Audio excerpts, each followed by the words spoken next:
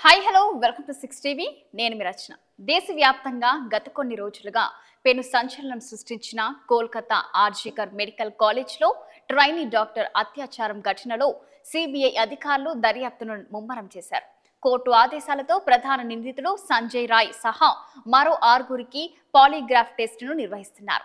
ప్రస్తుతం నిందితుడికి కోర్టు 14 రోజుల judicial custody విధించడంతో అతన్ని జైలుకు తరలించారు. ఈ నేపథ్యంలోనే జైలులోనే ఈ పాలిగ్రాఫ్ టెస్టును సిబిఐ అధికారులు ఏర్పాటు చేశారు. మరోవైపు సంజయ్ రాయ్తో పాటు మరో 5గురికి కూడా ఈ కేసులో పాలిగ్రాఫ్ టెస్టును నిర్వహించనున్నారు. అయితే Kolkata doctor rape and murder కేసులో సిబిఐ దర్యాప్తు వేగవంతమవుతుంది.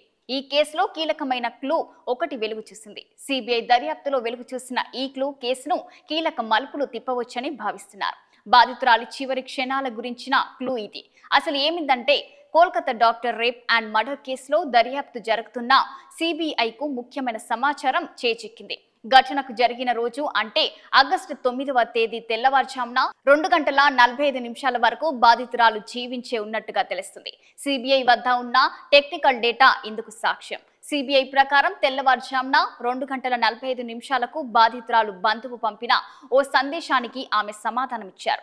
బాధితురాలి బంధువుకు బాధితురాలి ఫోన్ నుంచి ఉదయం 2:45 సమాధానం కూడా వెళ్ళింది. ఇదే బాధితురాలికి సంబంధించి చివరి మెసేజ్. ఇది కీలకమైన క్లూగా దర్యాప్తు ఏజెన్సీ పరిగణిస్తుంది. బాధితురాలి చివరి క్షణాల సమాచారం తెలుపుతుంది.